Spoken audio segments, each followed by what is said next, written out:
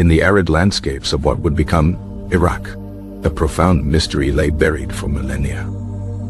This enigma would challenge our understanding of a pivotal moment in human civilization. The story begins with the Ubaid period, a prehistoric era stretching from approximately 6,500 to 3,800 BC. This period was a crucible of innovation, laying the very foundations for the great Mesopotamian civilizations to come. It was a time when humanity first began to cluster in permanent settlements, moving beyond a purely nomadic existence. Agriculture flourished, thanks to the ingenious development of irrigation in the Fertile Crescent. Pottery, once purely functional, began to show signs of artistic expression with painted geometric designs. Social structures grew more complex, hinting at the dawn of hierarchy and specialized labor. It was against this backdrop of profound change that a series of deeply strange artifacts were created. In the early 20th century, archaeologists began to systematically explore the ancient mounds of this region. At sites like Ur, Eridu, and most importantly, Tel al-Ubaid, they made a perplexing discovery. Buried in graves and the remains of homes were hundreds of small terracotta figurines. These were not ordinary statues of humans or animals as one might expect. The figures depicted humanoid beings but with strikingly reptilian or lizard-like features. This collection of artifacts would come to be known as the Ubaid Lizardmen. Their appearance is immediately unsettling and otherworldly. The statues are typically slender and elongated, representing both male and female forms. Their most defining characteristic is the abnormally long, cylindrical head. The faces possess large, almond-shaped eyes, often described as looking like coffee beans. Their noses are tapered and flattened, adding to the reptilian visage. Shoulders are often wide and adorned with what appear to be small knobs or padding. Many of the figures wear elaborate headdresses or helmets, suggesting a ceremonial purpose. Some are depicted holding staffs or scepters, symbols of power or authority. Perhaps the most intriguing are the female figurines. Some of these female statues are shown cradling an infant. The infant is not human, but shares the same reptilian head and features as the mother. This act of nursing suggests themes of creation, lineage, and otherworldly motherhood. The discovery of these 7,000-year-old statues immediately posed a difficult question for scholars. What, or who, were these strange beings meant to represent? The debate has raged for decades, giving rise to a number of compelling theories. One of the most mainstream interpretations is that the figurines are religious symbols. They could be representations of ancient gods and goddesses from a forgotten pantheon. The serpent and reptile motif is a powerful one in many ancient cultures. In later Mesopotamian societies, the serpent was often linked to wisdom, magic, and healing. The god Enki, for example, was a deity of water, creation, and intelligence. Perhaps these lizard-like figures were early precursors to these later, more familiar gods.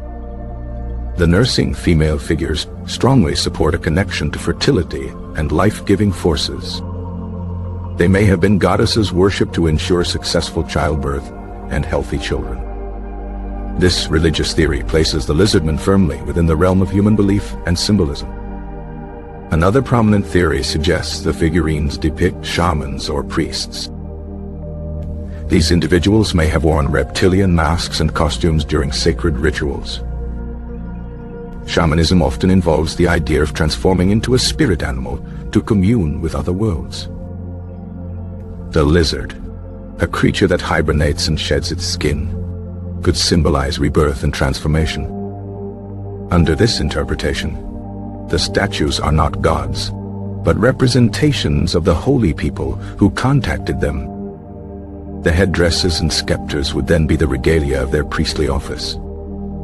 This theory connects the strange figures to known human ritualistic practices. A third, more scientific explanation has gained considerable traction among archaeologists. This theory focuses on the most prominent feature, the elongated skull. It posits that the figurines depict a real cultural practice of artificial cranial deformation. This practice has been documented in various cultures throughout history, across the globe. By binding an infant's head, the skull could be molded into a cone-like or elongated shape. This was often a marker of elite status, distinguishing nobility from the common populace.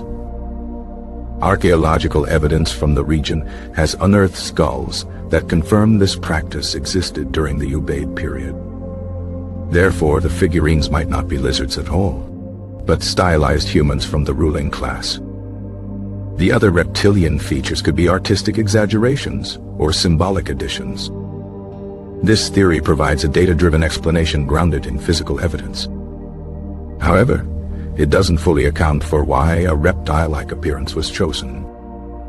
Finally, there is a far more speculative and controversial theory. This is the ancient astronaut or ancient alien hypothesis. Proponents of this idea suggest that the figurines are literal representations of extraterrestrial visitors. They argue that a reptilian alien race interacted with the people of the Ubaid period. These beings, with their superior technology and wisdom, were perceived as gods. The statues were created in their image to honor and worship these starfaring visitors. The nursing mother, in this view, could even suggest a hybridization program.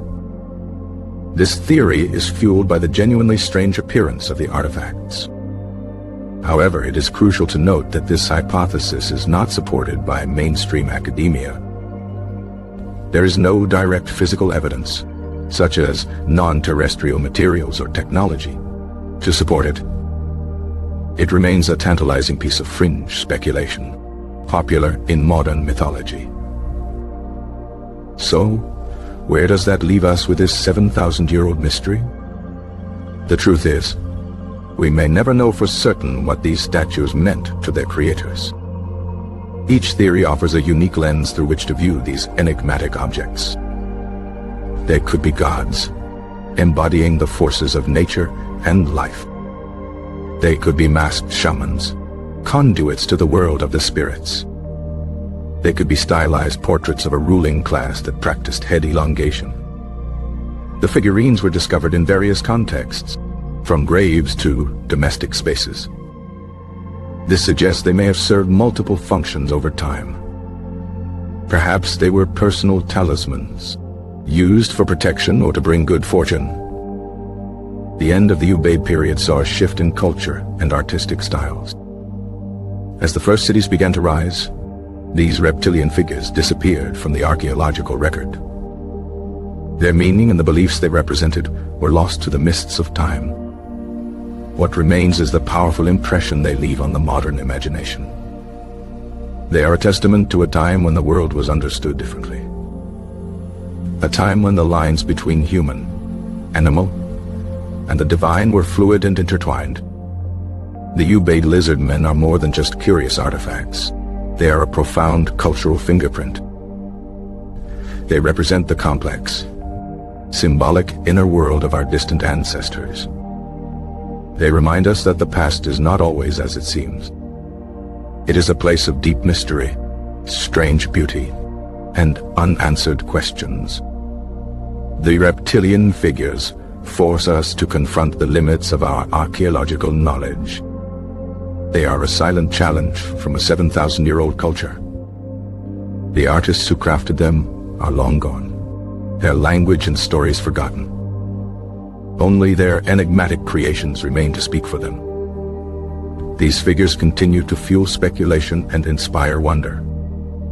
They are a tangible link to the dawn of civilization. The mystery of the Ubaid Lizardmen is not a puzzle to be solved and discarded. It is a story to be pondered, a symbol of the vastness of our own history. Their silence is what makes them so eternally compelling. The strange statues of the Ubaid people will forever guard their ancient secrets.